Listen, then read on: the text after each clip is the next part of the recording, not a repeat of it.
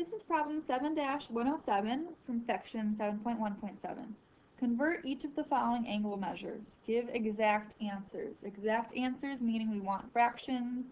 We do not want decimals in our answers. So in the previous question, it asked you how do you convert back and forth from radian to degree and degree to radian. So I'm going to show you how I'm going to do it. I'm going to set up a proportion with, I'm going to have my radians divided by my degrees. That's some terrible handwriting. That's okay. So one fact that we know is pi is worth 180 degrees. And I'm going to set that equal to the things that I do and don't know. So in the part A, I know 7 pi over 6 is my radian measurement. I do not know the degrees, so that's why I'm going to put the x on the bottom where the degrees are supposed to go. So from here I'm going to cross multiply. So I have pi times x equals 180 times 7, and then I'm going to divide that by 6. I'm leaving my pi in my answer. So 180 times 7, leave the pi there, and then I'm going to divide that by 6. Okay?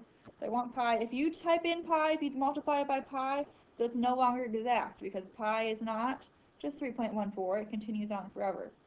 So I have pi times x equals, really this amount is going to turn into 210 times pi. So I can divide both sides by pi. I want to get x by itself.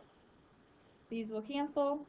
So I'm going to get x equals 210, and those are in degrees. Okay.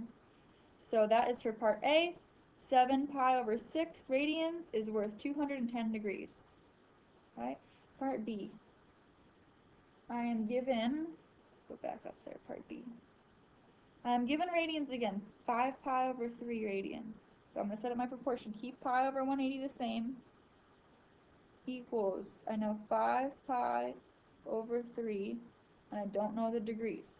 Okay, so I'm going to cross multiply. Pi times x equals 180 times 5, and then divide that by 3 is going to give me 300. And I have a pi next to it. Divide both sides by pi.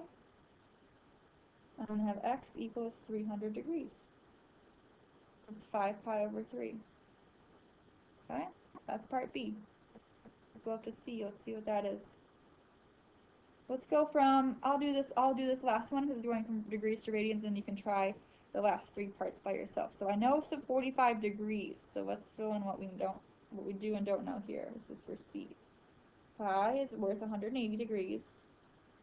I don't know radians. Now this one you already know, but let's just practice using the proportion with it. 45 here. I should already know what 45 degrees is in radians. We've been doing it a while. So 45 times pi equals 180 x. I want x by itself, so I divide by 180.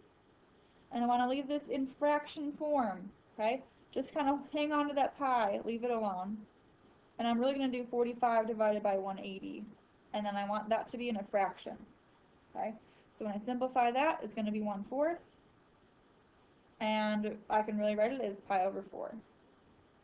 Again, we should start to know that 45 degrees is pi over 4 radians.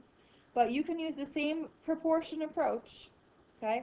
So I'm going to fill in what I know and what I don't know. If I know the radians, put it in the top. If I know the degrees, put it in the bottom. Okay? Try the rest, part D, E, and F. Don't leave it blank. You got to go back and finish those.